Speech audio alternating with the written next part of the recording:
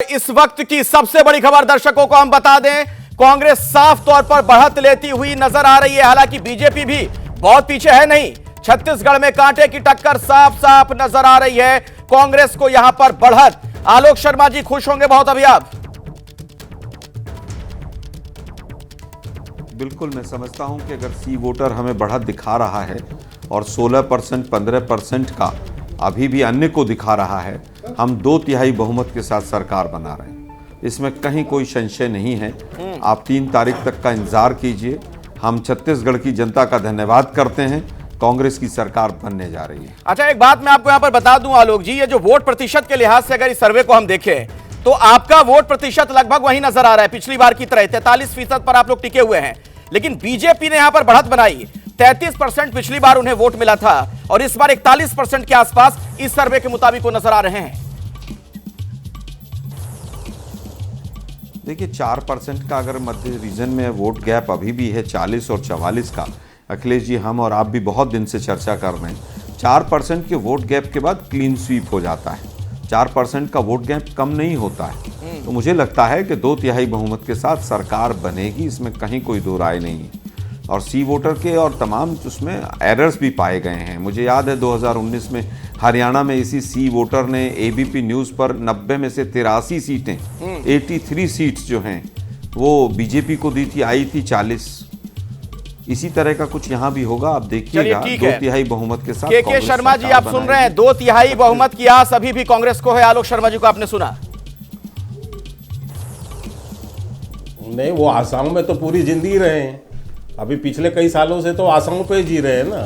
लेकिन हो क्या रहा है, जमीनी हकीकत अलग है। जमीनी हकीकत में मैंने पहले ही कहा अखिलेश जी कि यदि वहाँ पर ये ट्रेंड है कि भारतीय जनता पार्टी अपनी 3 गुना बढ़त कर रही है पिछले से बार से, तो ये बढ़त ऐसी नहीं है कि ये जाकर यदि दुर्ग में यदि सरगुजा में कोई एंटी इनकम्बेंसी है तो बस्तर में नहीं होगा, बस्तर में है तो दुर्ग में नहीं होगा, दुर्ग में है तो बिलासपुर में नहीं होगा। एंटी इनकम्बेंसी जब फैक्टर क्रिएट होता है तो वो पूरे प्रदेश में होता है। इसीलिए मैं कहा कि ये जो आप बढ़त देख रहे हैं, ये बढ़त कहां तक जाके रुकेगी, इसकी अभी कोई सीमा तय नहीं कर सकता। दिशा हमें जरूर ये दिखाता है। ठीक है, समझ गया आपकी बात। मतलब ये बढ़त कहां तक चली जाएगी आप ये नहीं तय कर पा रहे हैं। आलोक शर्मा जी 2/3 बहुमत की अभी भी आस लगाए बैठे हैं। लेकिन फिलहाल इस सर्वे पर ये बात कर रहा हूं। नहीं, सुनिए जल्दी से शर्मा जी, के शर्मा जी।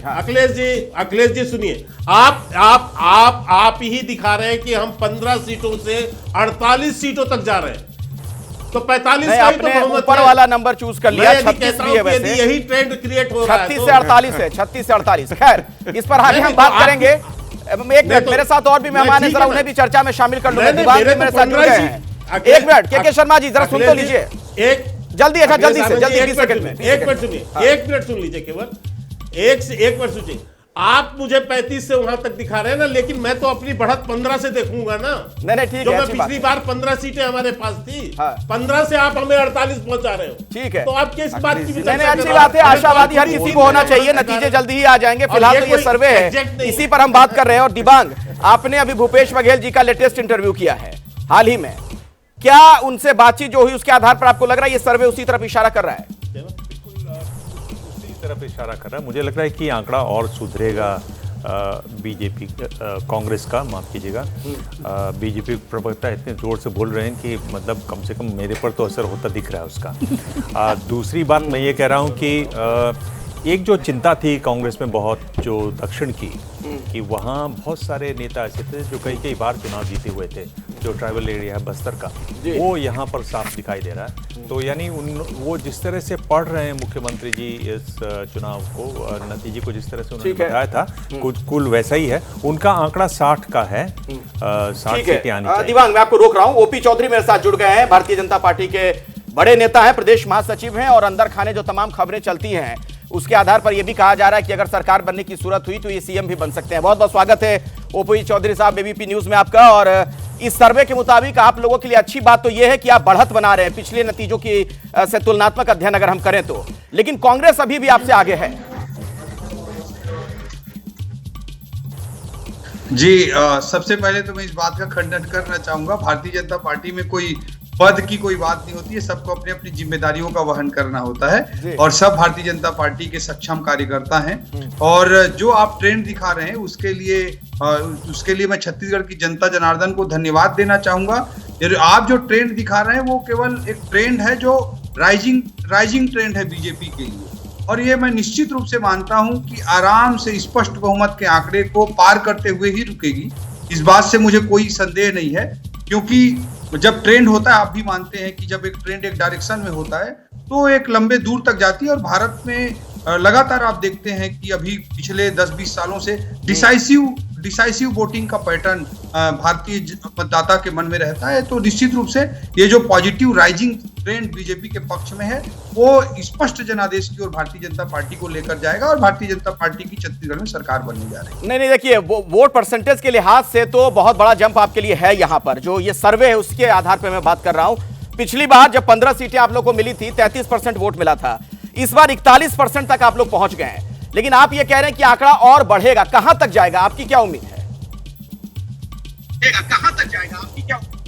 मैं मानता हूं कि सुस्पष्ट बहुमत की सरकार भारतीय जनता पार्टी छत्तीसगढ़ की जनता जनार्दन बनाने जा रही है और इसमें कोई संदेह नहीं है।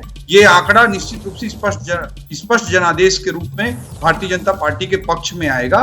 Rising positive trend Bharatiya Janata party के लिए है, इसमें किसी भी सर्वे में, किसी भी एग्जिट पोल में कोई इनकार नहीं है।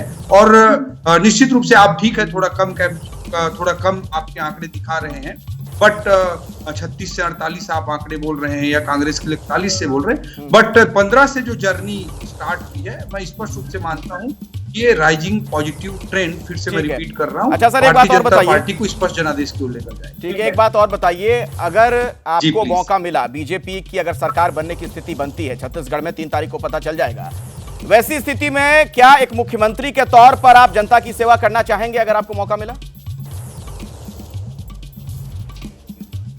कृपया अगर, मगर, इफ, बट ये सारे टर्मिनोलॉजी आप मीडिया के साथियों के लिए हो सकता है। भारतीय जनता पार्टी के में ये कल्चर नहीं है और इसमें तो कोई पद नाम की चीज नहीं होती है, दायित्व होता है, रिस्पॉन्सिबिलिटी होती है। और बहुत सीनियर नेता हमारे भारतीय जनता पार्टी में हैं। डॉक्टर रमन सिंह जी चुनाव लड़े हैं, अभी भारतीय जनता पार्टी की ओर से विधानसभा चुनाव लड़े हैं। हमारे प्रदेश के अध्यक्ष अरुण साव जी हैं, बृजमोहन अग्रवाल जी हैं, अजय चंद्राकर जी हैं। नहीं, अगर आपको दायित्व मिल गया तो अगर मगर मैं ही पूछ लेता हूं सर, क्योंकि अभी नतीजा तो आया नहीं है, सर्वे के आधार पर सवाल है, तो अगर आपको मौका मिला तो दायित्व का निर्वहन करना चाहिएगा कि नहीं? भारतीय जनता पार्टी को अगर अवसर मिलता है तो हमारे बहुत बड़े बड़े दिग्गज नेता हैं, रमन सिंह जी, अरुण साव जी, बृजमोहन अग्रवाल जी, अजय चंद्राकर जी जैसे बड़े बड़े नाम हैं। अभी तो मैं बहुत ही जूनियर कार्यकर्ता हूं, तो मुझे नहीं लगता कि इसमें मेरा कोई मतलब इस तरह की स्थिति बनेगी। और भारतीय जनता पार्टी के लिए कार्यकर्ता के रूप में मैं लगातार काम करता हूँ। ठीक है, अच्छा, मेरे सहयोगी ज्ञानेंद्र भी हमारे साथ मौजूद हैं, आपसे एक सवाल पूछना चाह रहे हैं। ज्ञानेंद्र। ओपी चौधरी जी, ठीक है, आप ये कह रहे हैं आप नेता अफसर से बने हैं, ठीक है, आपकी बात हम लोग सब स्वीकार कर रहे हैं कि आपके पार्टी का एक संस्कार है, लेकिन आप किस आधार पर ये कह रहे हैं कि 14 सीट वाली पार्टी बहुमत का आंकड़ा पार करेगी? क्योंकि यहीं पर इस पैनल में जो बुद्धिजीवी बैठे हैं वो ये कह रहे हैं कि बीजेपी ने ये मान लिया था कि छत्तीसगढ़ तो हमारे हाथ से निकल गया है। तो ऐसे कौन से आधार है जिसके आधार पर आप कह रहे हैं, मजबूत आधार, कि नहीं हम 14 से 46 तक पहुंच जाएंगे? ये 2-3 कारण बता दीजिए। भारतीय जनता पार्टी कभी भी, ज्ञानेंद्र जी आप भी जानते हैं भारतीय जनता पार्टी के चरित्र को, वो लास्ट मोमेंट तक कभी हार मानने वाली पार्टी नहीं है। वो क्रिकेट की भाषा में कहें तो आखिरी गेंद तक अपना 100% देते हुए बैटिंग करने पे बिलीव करती है। पहली चीज, हर चुनाव को भारतीय जनता पार्टी बड़ी शिद्दत के साथ लड़ती है। ठीक है, हम बार बार बोल रहे हैं कि 14 सीट पर भारतीय जनता पार्टी थी, 15 सीट पर भारतीय जनता पार्टी थी, लेकिन इससे पहले समझने की बात है कि इसी छत्तीसगढ़ में 3 बार हैट्रिक सरकार भारतीय जनता पार्टी ने ही बनाई है। इसी छत्तीसगढ़ में 3 बार लगातार जनादेश भारतीय जनता पार्टी को मिला है। तो कोई गौन केस था, हम हार मान लिए थे, ऐसा कोई विषय ही नहीं है। जो छत्तीसगढ़ जनता में को जिस तरह से माफिया राज का सामना करना पड़ा पिछले 5 सालों में, जिस तरह से मोदी जी की गरीब निवारण की योजनाओं को रोका गया, कांग्रेस के द्वारा 16 लाख आवास को रोका गया हो, अब ये सब बातें तो हो गई, चावल को रोका गया हो, इस तरह के जो लोगों के अधिकार थे। ठीक है सर, अब नतीजों का इंतजार है, हमें भी उसी का इंतजार है, आपको भी जाहिर तौर पर इंतजार होगा। मैं दोबारा आपके पास लौटूंगा और अपने दर्शकों को बता दें कि निश्चित रूप से भारतीय जनता पार्टी की स्पष्ट जनादेश की सरकार बनेगी, कहीं कोई संदेह नहीं। चलिए, हमारे साथ कुछ और भी राजनीतिक मेहमान जुड़ रहे हैं, उनका भी मैं रुख करना चाहूंगा। जफर इस्लाम साहब है भारतीय जनता पार्टी से, चरण सिंह साफरा कांग्रेस के नेता हमारे साथ मौजूद हैं, उनका भी मैं रुख करूंगा, उनसे भी बातचीत होगी। बहुत बहुत आपका भी स्वागत। लेकिन छत्तीसगढ़ को लेकर एक चीज आप समझिए, खेल अभी बाकी है। ऐसा मत समझिए कि सब कुछ साफ साफ नजर आ रहा है। ये खेल है क्या, आपको बताएंगी मेरी सहयोगी रोमाना। देखिए, छत्तीसगढ़ को लेकर अभी आंकड़ा आप देख रहे हैं, लेकिन ये सुप्रीम एग्जिट पोल का आंकड़ा, ये मत समझिए कि यहां पर आकर विराम लग गया है, क्योंकि पिक्चर अभी बाकी है। और ये सियासी खेल कैसे हो सकता है, यही बताने के लिए कुछ इंटरेस्टिंग डिटेल्स मैंने आपके लिए खासतौर से इस सुप्रीम एग्जिट पोल के आंकड़ों से निकाली है। और वो डिटेल्स क्या है? दरअसल छत्तीसगढ़ के एग्जिट पोल में अभी आप देख रहे हैं कि मामूली बढ़त के साथ एडवांटेज कांग्रेस है, लेकिन छत्तीसगढ़ की कुल 90 विधानसभा सीटें हैं, जिनमें 28 सीटें ऐसी हैं जहां पर टक्कर कांटे की है। और यही 28 सीटें छत्तीसगढ़ की सियासत को बदलने का रुख रखती हैं, मादा रखती हैं, जिनमें अभी बीजेपी के खाते में 12, कांग्रेस के खाते में 15, एक अन्य के खाते में जाती हुई नजर आ रही है। तो ये 90 सीटों में से 28 सीटों का पूरा लेखा जोखा आपके सामने। तो ये जो टक्कर वाली 28 सीटें हैं, अगर ये कांग्रेस के खिलाफ जाती हैं, मतलब एंटी इनकम्बेंसी हावी हो जाती है, फिर क्या होगा? फिर तो देखिए कैसे बीजेपी की बल्ले बल्ले हो जाएगी। 54 से लेकर 60 सीटें तक बीजेपी हासिल कर सकती है, और कांग्रेस का आंकड़ा 29 से लेकर 35 सीटों तक सिमट सकता है, अन्य के खाते में 0 से 3 सीटें जाती हुई। तो यहां पर अगर एंटी इनकम्बेंसी फैक्टर हावी होता है और 28 सीटें जहां पर मामला फंसा हुआ है, वो फंसता है, वो कांग्रेस के अगेंस्ट जाती है, तो फिर बीजेपी की बल्ले बल्ले। लेकिन अगर यही 28 सीटें जहां कांटे की टक्कर है, वो चली जाती है कांग्रेस के पाले में, कांग्रेस के पक्ष में, फिर देखिए कैसे कांग्रेस की राह आसान होती है। और अभी जो कांग्रेस के मेहमान हमें कह रहे थे ना 60 +-2, तो वो आंकड़ा तक कांग्रेस हासिल कर सकती है। 56 से 62 सीटें कांग्रेस अपने दम पर हासिल कर लेगी और बीजेपी 27 से 33 सीटों पर सिमट जाएगी। इसीलिए हम कह रहे हैं कि मामला बहुत करीबी है, मामला बहुत नजदीकी है, मामला बेहद आर पार की टक्कर का है, जो साफ हो रहा है इन आंकड़ों से। खासतौर से छत्तीसगढ़ विधानसभा 90 सीटें, और 90 सीटों में नजर जरूर बनाकर रखिएगा इन 28 सीटों पर, जो छत्तीसगढ़ विधानसभा चुनाव के नतीजों को किसी भी तरफ लहर के तौर पर बना सकते हैं। अखिलेश जी बिल्कुल, बड़ा पेच है ये, ऐसे में ये जानना बड़ा जरूरी हो जाता है ये सीटें कौन सी हैं। ज्ञानेंद्र भी मेरे साथ जुड़े हुए हैं, छत्तीसगढ़ की राजनीति को बखूबी आप ज्ञानेंद्र समझते हैं, लंबे वक्त से वहां की पॉलिटिकल खबरें आप कवर कर रहे हैं। ये कौन सी सीटें हैं जहां पर पेच फंस सकता है, मामला फंसता हुआ दिख रहा है, खेल पलट सकता है यहां से? जब मैंने शुरुआती चर्चा में हिस्सा लिया था, तब मैं अखिलेश मैंने ये कहा था कि छत्तीसगढ़ में सर्व आदिवासी समाज, आम आदमी पार्टी, जोगी की जनता कांग्रेस पार्टी और गोंडवाना गणतंत्र पार्टी, ये चारों अगर एकजुट हो जाते तो कांग्रेस को उतना नुकसान नहीं पहुंचाते। लेकिन ये सभी लोग अलग अलग चुनाव लड़े हैं, अगर ये सब मिलकर 2000, 4000 भी वोट काटते हैं तो समझिए 10,000 प्लस का आंकड़ा जाता है। और ये जो अलग अलग छोटे छोटे क्षेत्रीय दल हैं, ऐसी कई सीट मैं आपको बता रहा हूं, कुछ ऐसी सीट है जहां पर ये क्षेत्रीय दल जीत रहे हैं चुनाव। तो ऐसे में कांग्रेस को नंबर 3 पर पहुंचा दिया है और ऐसे कैंडिडेट को पहुंचा दिया है जो जीत रहा था अखिलेश। इसलिए जो तीसरे मोर्चे के अलग अलग छोटे छोटे दल हैं, यही नुकसान कर रहे हैं कांग्रेस का सबसे बड़ा। ठीक है ज्ञानेंद्र, मैं दोबारा भी आऊंगा आपके पास, आगे भी आपसे हम जारी रखेंगे चर्चा, लेकिन मेरे साथ एक बड़े ही खास मेहमान जुड़ चुके हैं, उनका मैं स्वागत करना चाहूंगा, उनसे हम बातचीत करेंगे। टीएस सिंहदेव साहब, आप छत्तीसगढ़ के उप मुख्यमंत्री हैं, कांग्रेस के बड़े नेता हैं, स्वागत है सर आपका। और जो हमारा सर्वे है वो कह रहा है कि आपको 41 से 53 सीटें इस बार मिल सकती हैं, और वोट परसेंटेज के लिहाज से आप वहीं टिके हैं। पिछली बार 43% वोट आप लोग को मिला था, इस बार भी उतना ही मिलता दिख रहा है, ये सर्वे ये कहता है। जी, मतदाता जो देंगे वो स्वीकार्य होगा। वैसे मेरा व्यक्तिगत मानना है कि 60 के नजदीक रहेगी कांग्रेस। नहीं, आपका सर मानना है, लेकिन आपसे बीजेपी बहुत पीछे है नहीं। 41 से 53 सीटें आप लोगों को जाती हुई दिख रही हैं, और बीजेपी के खाते में 36 से 48 सीटें जा रही हैं। तो 48 वाला आंकड़ा कहीं उन्होंने पकड़ लिया तो फिर वो भी सरकार बना सकते हैं, उसी स्थिति में आ जाएंगे। जी, वो संभावनाएं बनी रहती हैं 3 तारीख तक, लेकिन मुझे विश्वास है कि कांग्रेस 60 के पास जाएगी।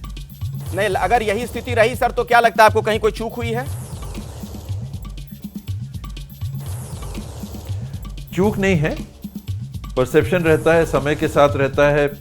फास्ट फूड का ज़माना है, नए मतदाता हैं, कई प्रभाव में आते हैं, सोशल ये कंटेक्स्ट का ज़माना हो गया है, व्हाट्सएप की दुनिया हो गई है, इंफॉर्मेशन मिस इन्फॉर्मेशन, इसके अंदर काम आप जब करने का मौका मिलता है तो कमियां भी सामने दिखती हैं। तो ये सारी बातों को लेकर जो काम किया है, जो आगे काम करना चाहते हैं, वो मेरा आधार है ये मानने का कि 60 के नज़दीक कांग्रेस आएगी। ठीक है। अच्छा सर, एक सवाल ये भी है, पिछली बार आप लोगों को 68 सीटें मिली थी, 68। अगर वहां से आप फिसलते हुए नजर आ रहे हैं तो ये जाहिर तौर पर आपका नुकसान ही कहा जाएगा। क्यों अगर नुकसान हो रहा है तो क्यों, इसके पीछे की वजह क्या नजर आपको आती है अभी? स्पष्ट तौर पे जब आप सत्ता में रहते हैं तो लोगों की उम्मीदें बहुत ज़्यादा, और आज के ज़माने में, सोशल मीडिया के ज़माने में और व्हाट्सएप के प्लेटफॉर्म्स इत्यादि, इसमें एक्सपेक्टेशन इतनी हाई रहती है कि कोई भी गवर्नमेंट रहेगी उसको कठिन होता है डिलीवर करना। फिर भी अगर आप रिपीट कर रहे हैं, आपने वोट शेयर अपना मेंटेन किया है, तो मैं समझता हूं कि ये बहुत बड़ी सफलता है। अच्छा, अगर ऐसा होता है, अगर मगर मैं सवाल सर इसलिए क्योंकि नतीजे आए नहीं है, ये सर्वे है, अगर ऐसा होता है कि हंग असेंबली की स्थिति बन जाती है वहां पर, और वैसे में अगर चेहरे को लेकर कोई लड़ाई हो जाए कि ये सीएम नहीं वो सीएम हो, आपको लगता है कांग्रेस की तरफ से कुछ और भी दावेदारियां हो सकती हैं चेहरों को लेकर कि कौन बनेगा सीएम? नहीं, हमारा एकदम 1 पॉइंट प्रोग्राम है। हाईकमांड जो निर्णय हम लोग को सुनाएंगे, जो डायरेक्शंस देंगे, हम लोग उस हिसाब से चलेंगे, और हम लोग आपस में बात करके सब इस राय पे एक मत सहमत हैं। नहीं तो भूपेश बघेल जी के नेतृत्व में चुनाव लड़ा गया, अभी वो चेहरे हैं, तो आने वाले दिनों में भी वही होंगे सीएम अगर आप लोग सरकार बना पाए? जॉइंट लीडरशिप के प्लेटफॉर्म में चुनाव लड़ा गया और उसमें अगुवाई भूपेश भाई कर रहे थे, और आगे हाईकमांड जो नतीजा देगा, जो फाइनल डिसीजन देगा, ये हम सब साथ में बैठ के, भूपेश भाई थे, पीसीसी प्रेसिडेंट थे, शैलजा जी थी, महंत जी हमारे स्पीकर साहब हैं वो थे, ताम्रध्वज भाई थे, शिव डहरिया जी थे, जिसे हम कोर कमेटी कहते हैं, मैं भी उपस्थित था, और हम सब ने एक राय से एक निर्णय पे हम लोग हैं और उस पर कायम हैं कि हाईकमांड जो फैसला करेगा हम सबको स्वीकार है। ठीक है, अगर आपको मौका मिला सर तो आप दायित्व का निर्वहन करना चाहेंगे सीएम के तौर पर, जनता की सेवा करना चाहेंगे इस तरह से? हाईकमांड जो कहेगा वो करेंगे। ज्ञानेंद्र कुछ पूछना चाह रहे हैं आपसे। ज्ञानेंद्र, देखिए, वैसे तो आप सिंहदेव साहब कर रहे हैं, लेकिन टीएस सिंहदेव जी को छत्तीसगढ़ में टीएस बाबा भी कहते हैं, और मैं चूंकि आपके ही संभाग से आता हूं, इसलिए मैं टीएस बाबा कह के आपको संबोधित करता हूं। और मैं ये आपसे पूछना चाहता हूं कि मुख्यमंत्री का सवाल लगातार ये पूछ रहे हैं, लगातार अखिलेश मुख्यमंत्री का सवाल पूछ रहे हैं। जिस दिन दूसरे चरण का मतदान था टीएस बाबा साहब, उस दिन मैंने मुख्यमंत्री भूपेश बघेल से पूछा था कि बताइए, हम एक शो चलाते हैं कौन बनेगा मुख्यमंत्री, आप भी बता दीजिएगा कौन बनेगा मुख्यमंत्री। तब उन्होंने ये कहा था कि मेरे चेहरे पर चुनाव लड़ा गया है, लेकिन अभी आप ये कह रहे हैं कि नहीं, सामूहिक नेतृत्व पर चुनाव लड़ा गया था। और बीच में आपने एक टीएस बाबा जी ये भी बयान दिया था, आपने कहा था कि अगर मुख्यमंत्री बनने का अवसर नहीं मिला तो कोई औचित्य नहीं है चुनाव लड़ने का। इस सवाल का और इस तरह से आपके बयान का क्या मतलब निकाला जाए, जबकि अब तक नतीजे नहीं आए हैं, 3 तारीख को नतीजे आने वाले? ज्ञानेंद्र, आप देख रहे हैं बाल सफेद हो गए, 71 साल की मेरी उम्र हो गई है। 5 साल बाद में अगर चुनाव लड़ने की बात सोचूंगा तो 76 साल का हो जाऊंगा, 5 साल का टर्म पूरा करूंगा तो 81 साल का हो जाऊंगा। एक समय आता है जब आदमी को निर्णय करना चाहिए कि अब एक्टिव पॉलिटिक्स के लिए अब बहुत हो गया। तो वो मेरा मकसद था कहने का, और मैं उस पर कायम हूँ कि अब 76 साल तक की उम्र में लोगों अगर मेरे को काम करने का मौका देंगे तो मेरे लिए बड़े गर्व और बड़े समझिए कि संतोष का विषय होगा कि इतना समय लोगों ने मुझे काम करने के लिए दिया, तो और अब फिर नए लोगों को मौका कुल मिलाकर टीएस बाबा साहब कि यही सही समय है आपको मुख्यमंत्री बनाने का। आपका कहने का मतलब यही था कि यही सही समय, अभी नहीं तो कभी नहीं वाली बात कह रहे हैं सर आप? वो देखिए, हम लोग एकदम क्लियर हैं इस बाबत। ये पिछले 5 साल हम लोग के लिए बहुत कठिन गए। मीडिया में लगातार सवाल जवाब, 2.5 साल, और उसका नुकसान भी होता है, हम लोग के ऊपर भी उसका बेहद दबाव पड़ता है, और काम करने भी परेशानियां होती हैं। उस चक्कर में बिल्कुल नहीं पड़ना है। ये 5 साल का ये कड़ू अनुभव मेरे लिए रहा कि इस प्रकार की जो बात लगातार चलती रही वो कोई सकारात्मक अंजाम पे हम लोगों को नहीं पहुंचाती है, अपितु वो नकारात्मक स्थिति ही बनाती है। इसमें पढ़ना ही नहीं है। ठीक है, हमारी पार्टी है, हाँ। एक स्ट्रक्चर है, वो स्ट्रक्चर से जो डिसीजन आएगा हम लोग उसको सहर्ष स्वीकार करेंगे। चलिए, बहुत बहुत शुक्रिया टीएस सिंहदेव साहब हमारे साथ जुड़ने के लिए, धन्यवाद आपका। और कांग्रेस से हमारे साथ चरण सिंह सापरा साहब हैं, जफर इस्लाम भी हमारे साथ भारतीय जनता पार्टी के वरिष्ठ नेता जुड़ चुके हैं। जफर साहब, आप ही के पास मैं आना चाहूंगा। दरअसल आप लोग सत्ता से फिसलते हुए नजर इस लिहाज से आ रहे हैं क्योंकि कांग्रेस से आप पीछे हैं। हालांकि 36 से 48 ये रेंज है, अगर ऊपर वाला आंकड़ा पकड़ा जाए तो इस स्थिति में आप लोग भी हो सकता है सरकार वहां पर बना ले। ये इस सर्वे के मुताबिक नतीजा नहीं है, लेकिन 28 ऐसी सीटें हैं जहां पर पेंच फंसा हुआ है, मार्जिन बहुत कम है। देखिए अखिलेश भाई, 2-3 अहम बातें बताऊंगा। ये 28 सीटें आज पहली बार तो नहीं है, 28 सीटें पहले भी होती थी, उससे भी पहले होती थी और उससे भी पहले होती थी। जरा इतिहास को खंगाल के देखिएगा तो आपको एहसास होगा कि भारतीय जनता पार्टी को कभी भी 50 सीटों से, एक्सेप्ट पिछले बार का इलेक्शन अगर आप हटा दीजिए 2018 का, तो आपको एहसास होगा कि हमें 50 सीटों से कम कभी आया ही नहीं है। इस बार भी अभी तो एंटी इनकम्बेंसी बहुत है उनके बारे में, बहुत एंटी इनकम्बेंसी है, तो ये 50 का आंकड़ा पार ही होना है, नीचे तो रहना ही नहीं है, ये पार होना है। और अभी देखिए दोनों, आप देखिए डिप्टी सीएम के तेवर, और वो उस दिन जो आपने पूछा था, आपके सहयोगी ने पूछा था या कलीग जो है उन्होंने पूछा था, जो वहाँ के मुख्यमंत्री बघेल जी से, उन्होंने दावा किया था, सीना ठोक रहे हैं हर जगह पर कि हम खुद अकेले लड़ रहे हैं, मेरे चेहरे पे लड़ा जा रहा है। यहाँ पर दूसरी दावेदारी ठोक रहे हैं टीएस सिंहदेव जी। तो ये बाबा और जो आप कह रहे थे और इनमें जो बघेल जी है, इन दोनों के बीच में घमासान लड़ाई है। और यकीन मानिए ये जनता को भी मालूम है और जनता जानती है कि ये अपने फायदे के लिए करते हैं, कुर्सी की लालच इन्हें जनता को सेवा देने के लालच नहीं है इन्हें। एक जैसे हमारे आप एक कलीग से पूछा, अभी आप पूछ रहे थे, उन्होंने कहा एक दायित्व है हमारे लिए पद का मोह नहीं है। यहाँ का पद का मोह देखिए, पूरे जनता में आके बता रहे कि हमें पद का मोह है, हम तो साथ लड़े हैं, हमें तो मुख्यमंत्री पद की चाहिए। एक बार भी नहीं कहा कि वो 5 साल के मुख्यमंत्री अगर बनेंगे तो वही बनेंगे, नहीं, दावेदारी ठोक दी। इसीलिए समझ में आता है जनता क्यों तो कि ये सारे लोग जो है करप्शन किया है, आप जो महादेव करप्शन, ये गोबर घोटाला, महादेव घोटाला में और कितने घोटाले किए, और ये सब मिलजुल के अभी सारी चीजें बाहर आएगी, रिजल्ट आने दीजिए, सारे जनता सब जाए। जफर इस्लाम साहब, वोट पड़ चुका है, अब तो नतीजों का इंतजार है। आपने जो बातें कही, कांग्रेस ने जो बातें कही, किसकी बात जनता को समझ में आई, उसका भी इंतजार है नतीजों का। लेकिन आप जो कह रहे हैं उसी से जोड़कर मैं सवाल पूछ लेता हूं सापरा साहब से, कांग्रेस के नेता है। ठीक है जफर इस्लाम साहब, हो गई आपकी बात। सापरा जी, कहीं ऐसा तो नहीं कि बढ़त के बावजूद आप लोग सरकार बनाने में फिसल जाएं अगर अंदर इतनी लड़ाई है तो? जफर इस्लाम जी को आप सुन रहे हैं? नहीं, जफर इस्लाम जी इस तरह के सपने देख सकते, वो इस तरह की बातें कर सकते हैं, लेकिन आज हम मात्र एग्जिट पोल को देखते हुए बातें कर रहे हैं। तो एग्जिट पोल खुले रूप में बता रहा है कि छत्तीसगढ़ के अंदर मोदी मैजिक नहीं चला है।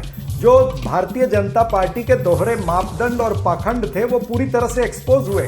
दरअसल बात यह है कि भारतीय जनता पार्टी के पास में राज्य में ऐसे कोई प्रभावी चेहरे नहीं थे जो कांग्रेस पार्टी के पास में थे। तो कांग्रेस पार्टी का किया हुआ काम और हमारे पास में जो प्रभावी चेहरे थे केंद्र के और राज्य के, उनको अगर देखें तो निश्चित रूप से जनता ने हमारे नेतृत्व के अंदर विश्वास रखा है और भारतीय जनता पार्टी के नेतृत्व में विश्वास नहीं रखा है। यह उनकी लोकल लीडरशिप की कमी थी। और जहां पर प्रधानमंत्री ये महादेव ऐप के ऊपर खुद बोलते हैं, यानी वो कितना बड़ा झूठ है, इनके झूठ और जुमलों का भी पर्दाफाश हो रहा है इस नतीजे के साथ साथ। तो भारतीय जनता पार्टी को ये सीखना चाहिए कि भारत, ठीक है सर, अभी नतीजा नहीं आया है, वैसे ये सर्वे है, नतीजों का हमें इंतजार करना चाहिए। लेकिन विजय जी को अब मैं बहस में लाना चाहूंगा। ठीक है, सर्वे पे ही बोल रहा हूँ। हाँ, ठीक है, मैं सर्वे पे ही बोल रहा हूँ, जल्दी सर्वे को देखते हुए बोल रहा हूँ कि ये सर्वे दिखा रहे हैं कि झूठ और जुमले नहीं चलेंगे। ठीक है, लेकिन विजय जी जो ये बात बार बार चेहरों की लड़ाई वाली सामने आ रही है, तो ये बात तो सच है कि वहां पर अगर बीजेपी के चेहरे की बात की जाए तो मोदी जी ही नजर आए, इधर से बघेल साहब हैं। तो क्या लग रहा है ये सर्वे क्या इशारा कर रहा है इस लिहाज से, कौन किस पे भारी पड़ रहा है? देखिए, अभी जो सर्वे आया है वो भारतीय जनता पार्टी के लिए तो बहुत उत्साह वाला है, क्योंकि भारतीय जनता पार्टी 15 सीटों पर थी और वहाँ से उसने करीब 2.5 गुना 3 गुना छलांग लगा रही है, यदि हम इसको एग्जिट पोल को भी देखें।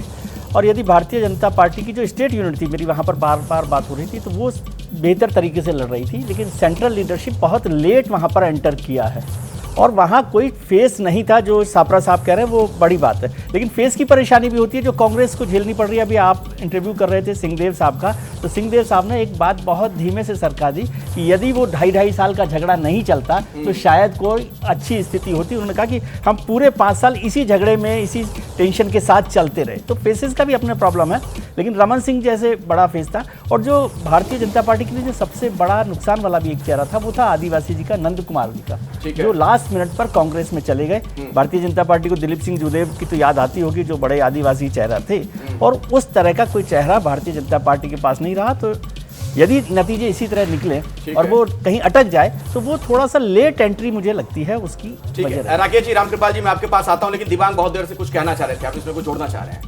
देखिए, मैं यही कह रहा था कि ये जो बात कही जा रही है ना कि ये आंकड़े अगर ऐसे आ रहे हैं तो ये आंकड़े अभी और बढ़ेंगे। ये काउंटिंग के दिन होता है कि जो शुरुआती ट्रेंड हैं वो ये दिखा रहे हैं कि कोई पार्टी बढ़ती है तो वो आगे बढ़ती है। अच्छा। लेकिन ये जो मौजूदा आंकड़े हैं ये पूरे आंकड़े हैं, ये मुकम्मल आंकड़े हैं, ये अभी कोई ऑनगोइंग इसमें और कुछ जुड़ेगा नहीं। तो ये एक फ़र्क समझने वाली बात है कि ये इसको काउंटिंग वाले दिन जिस तरह से आंकड़े जुड़ते हैं, यानी अगर एक शुरुआती रुझान किसी के आगे आए तो वो और आगे बढ़ता है, वो इसमें लागू नहीं होता है। ठीक है। तो राकेश जी, अगर कांटे की टक्कर नजर आ रही है तो ये इशारा क्या करता है? सर्वे के आधार पर सवाल है। देखिए, कांटे की टक्कर उन सीटों पे दिखाई दे रही जहां या तो कांग्रेस के बागी हैं या गोंडवाना गणतंत्र पार्टी है, बसपा है, और हम कहीं ना कहीं अजीत जोगी की पार्टी को भी अंडर एस्टिमेट करके चल रहे हैं। जबकि वो भले ही जीतने की स्थिति में ना हो, लेकिन उनका पूरा फोकस अमित जोगी का कांग्रेस को हराना है। तो अमित जोगी भी जाके सीधे पाटन सीट से चुनाव लड़ रहे हैं। उनको पता है कि भूपेश बघेल के खिलाफ वो नहीं जीतेंगे, उसके बाद भी वो पूरे राज्य में ये मैसेज देना चाह रहे हैं कि उनकी पार्टी बहुत गंभीरता से छत्तीसगढ़ में चुनाव लड़ रही। बीएसपी अपना एक उसका वोट बैंक है, 2 से 3% का वोट बैंक लेके चलती है बीएसपी। तो ये जो कांटे की स्थितियां दिख रही हैं वो कहीं ना कहीं 2000-3000 की मार्जिन वाली सीटें हैं, और उसी मार्जिन में क्योंकि जो बागी है, बसपा है, अमित जोगी है, वो कांग्रेस को नुकसान पहुंचा रहे, और जैसा रोमाना ने बताया उससे भारतीय जनता पार्टी को फायदा होता दिख रहा है। होगा या नहीं होगा भी नहीं कह सकते, लेकिन यदि उस आंकड़े पे जाए तो। अभय जी कुछ कहना चाह रहे थे? इसमें जो अभी तक हम लोगों ने चर्चा की है उसमें क्या है कि हम लोग जो माइक्रो कंडीशंस हैं, छोटी पार्टियां, अन्य बागी, एक दूसरे वोट काटने वाले, 2-2 हज़ार वोट ले जाने वाले, तो हम लोगों का चर्चा का फोकस वहाँ ज़्यादा हो गया है, और वो अच्छी बात है, उससे एक तस्वीर निकल के सामने आती है।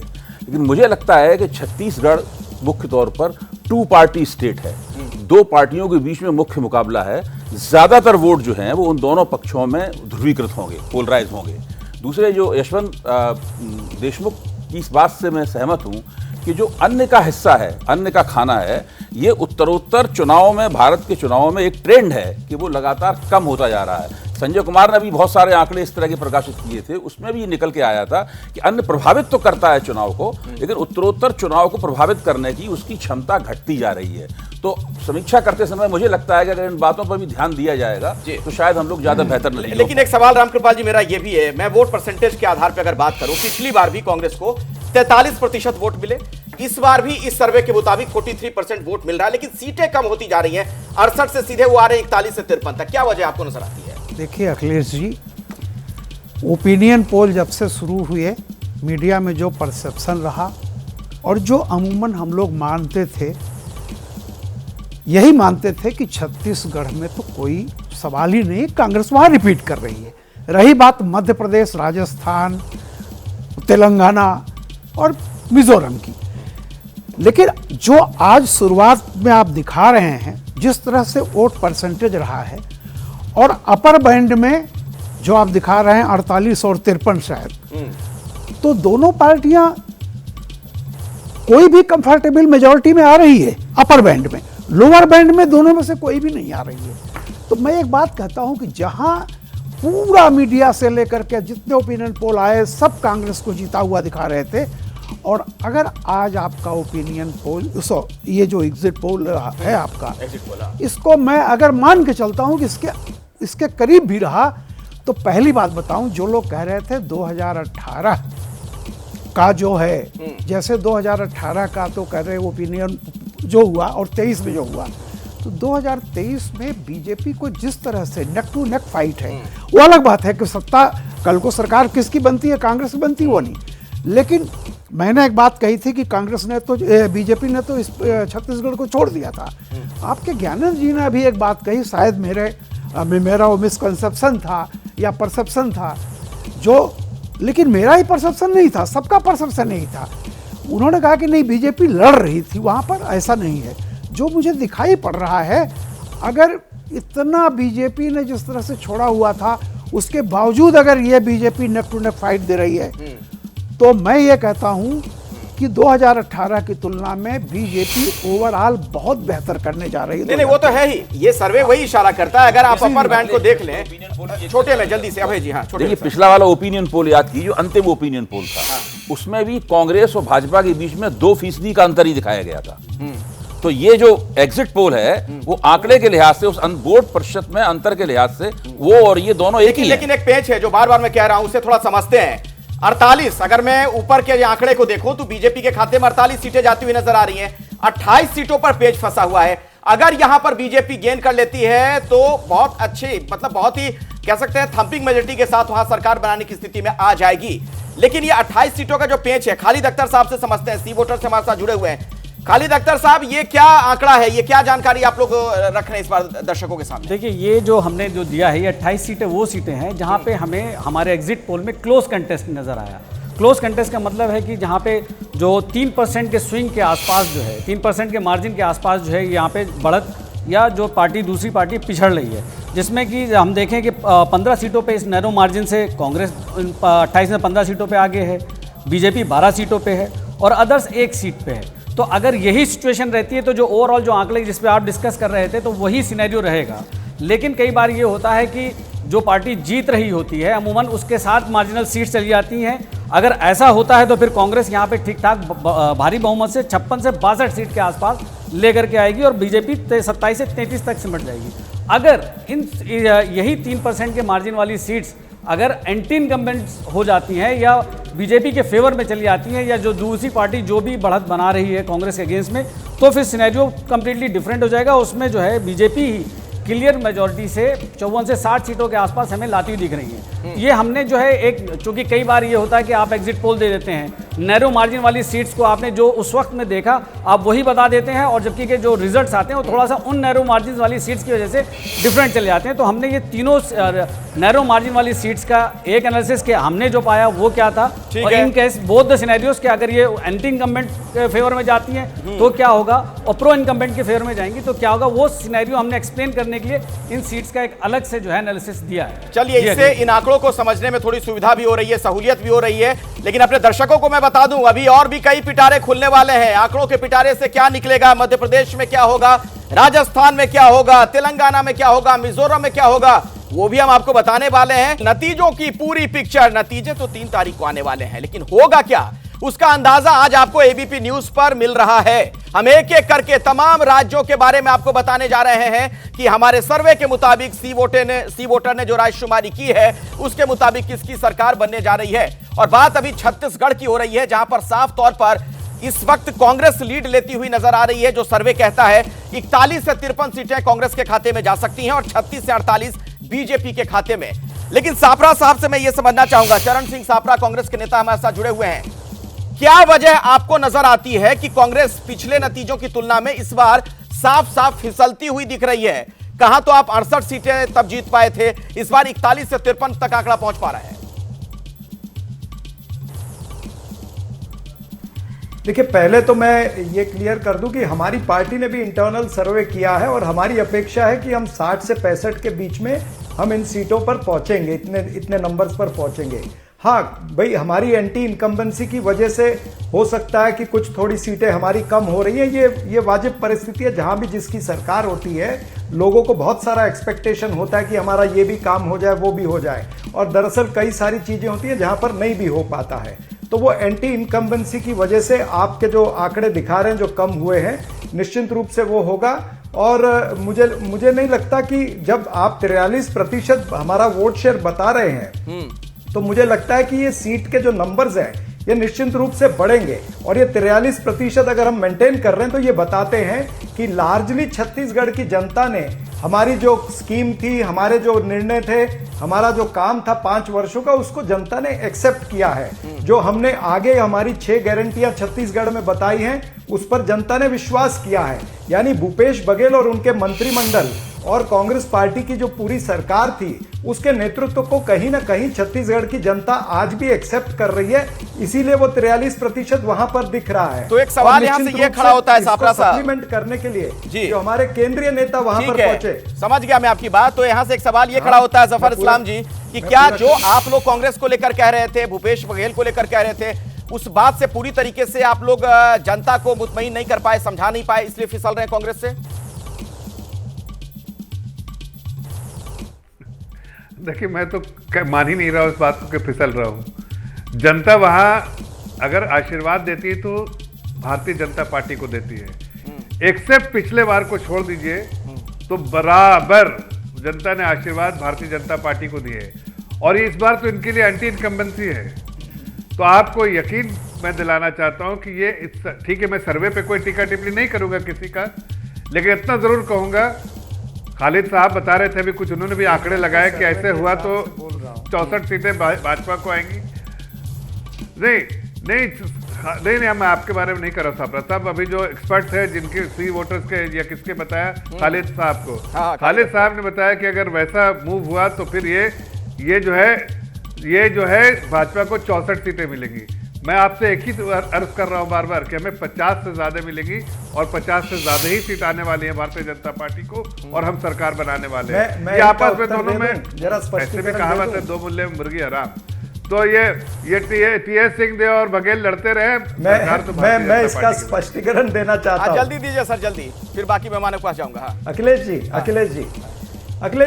अगर भारतीय जनता पार्टी के प्रवक्ता ये समझते हैं कि जो 28 सीटों की चर्चा हो रही है वो सारी, 1 मिनट भाई, अरे भाई जाने दो ना, माफ करो, मैं आंकड़ों पे बोल रहा हूं।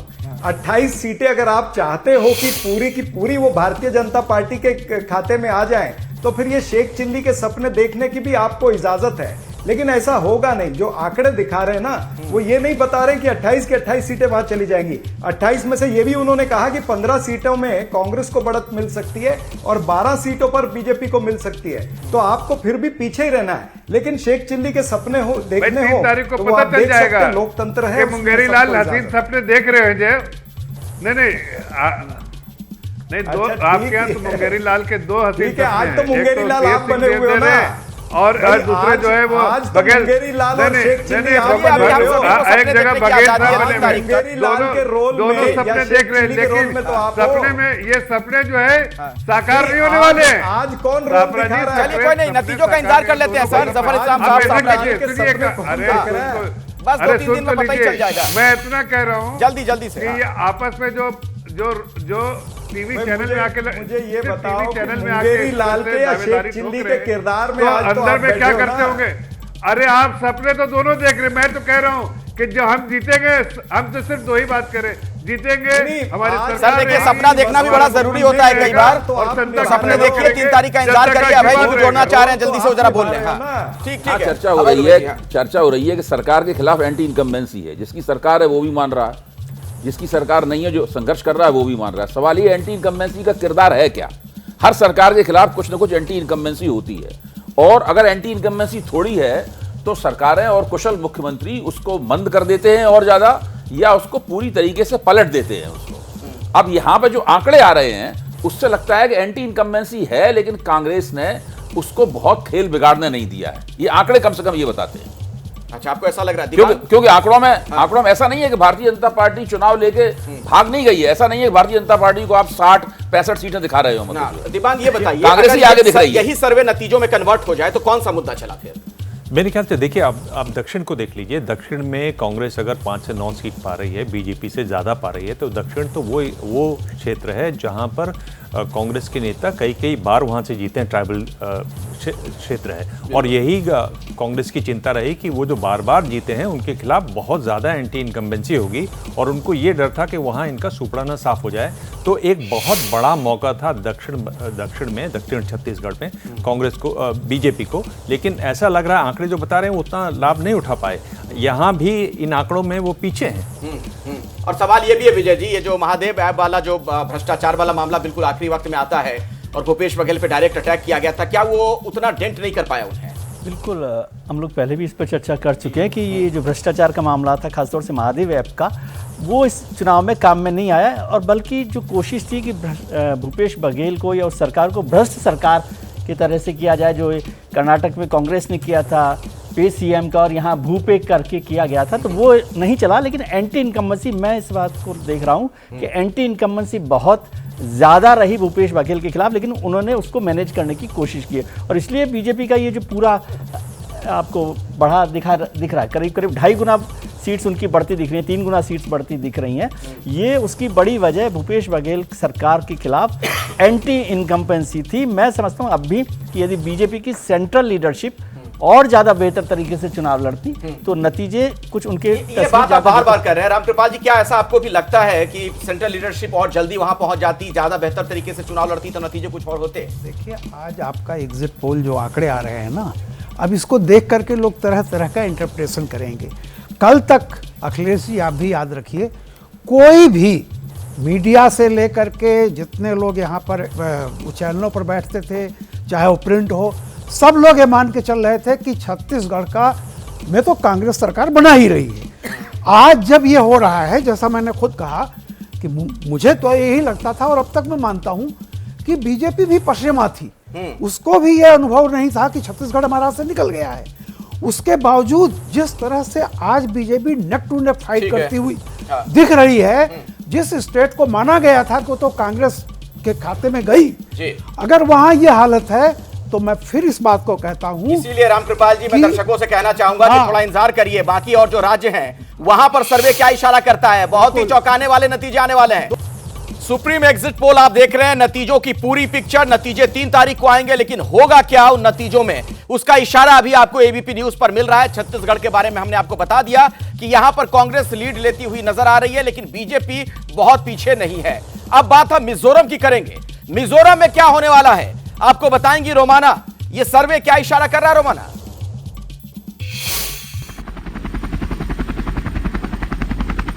पांच चुनावी राज्य हैं और 5 चुनावी राज्यों में पूर्वोत्तर की तरफ से शामिल इकलौता राज्य जहां चुनाव हो रहे हैं वो मिजोरम है, और इन 5 चुनावी राज्यों में सबसे कम सीटों वाला ये राज्य है जहां कुल 40 विधानसभा सीटें हैं। और ये तस्वीर जो आप देख रहे हैं यहाँ, ये दरअसल राजधानी ऐजवाल की तस्वीर है, और देखिए किस तरीके का खूबसूरत सा नजारा ऐजवाल का नजर आ रहा है। ये एरियल व्यू है इस वक्त जो मिजोरम की राजधानी का आप देख पा रहे हैं, लेकिन सियासी व्यू क्या है अब वही आपके सामने रखने जा रहे हैं। जैसा कि मैंने आपको बताया कि 40 विधानसभा सीटें और उनमें से 39 एसटी रिजर्व सीट्स हैं, और देखिए किस तरीके से वोट शेयर के मामले में सबसे आगे मिजो नेशनल फ्रंट MNF, जिसकी अभी सरकार है मिजोरम में 32% वोट शेयर के साथ। कांग्रेस तीसरे नंबर पर है, दूसरे नंबर पर चुनौती देती हुई ZPM जोराम पीपल्स मूवमेंट नजर आ रहा है यहाँ पर 29% वोट शेयर के साथ जोराम पीपल्स पार्टी, और ऐसे में कांग्रेस तीसरे नंबर पर खिसक गई है वोट शेयर के मामले में 25% वोट शेयर के साथ। और इसी को अगर सीटों के लिहाज से तब्दील किया जाए तो जादुई आंकड़ा 40 विधानसभा सीटों में 21 का बनता है, और वो 21 का आंकड़ा MNF अपने दम पर छू सकता है। 15 से 21 सीटें MNF को मिल सकती हैं। कांग्रेस 2 से 8 सीटों पर सिमटती हुई, और ZPM एक बार फिर से बराबरी की टक्कर देता हुआ MNF को 12 से 18 सीटें ZPM के खाते में जा सकती हैं, तो मामला करीबी भी हो सकता है। और ऐसे में क्या सत्ता की चाबी कांग्रेस के हाथ में लगेगी, ये एक बड़ा सवाल है जो इन आंकड़ों को देखकर सामने है। अखिलेश, बिल्कुल ऐसा लग रहा है कि ZPM ने पूरा गणित ही बदल दिया है। दिवांग, इसके पीछे की वजह आपको क्या नजर आती है? कांग्रेस तो यहां फिर सबसे बड़ी लूजर के तौर पर दिख रही है ZPM की वजह से। यह देखिए बहुत ज़्यादा मजबूत पार्टी है मैंने वहाँ पर बहुत ज़्यादा रीजनलिज्म की जो बात होती है उसमें बहुत ज़्यादा उसकी पहचान है, पकड़ है। बाकी ये लग रहा था कि जिस तरह से यूसीसी का मुद्दा है, जिस तरह से मणिपुर है, उसकी छाया वहाँ पर दिखाई देगी, तो उस तरीके से वो छाया नहीं दिख रही है। बाकी कांग्रेस को ज़रूर इससे निराशा हुई होगी कि वो दूसरे नहीं फिर से तीसरे स्थान पर रही। बिल्कुल, तो तीसरे स्थान पर यहां पर कांग्रेस फिसलती हुई नजर आ रही है, यानी कांग्रेस का सबसे बड़ा नुकसान मिजोरम में नजर आ रहा है। हमने छत्तीसगढ़ के बारे में आपको बता दिया, मिजोरम के बारे में बता दिया, लेकिन मध्य प्रदेश, राजस्थान, तेलंगाना, यहां पर क्या होने वाला है, वो नतीजे, सर्वे क्या इशारा करता है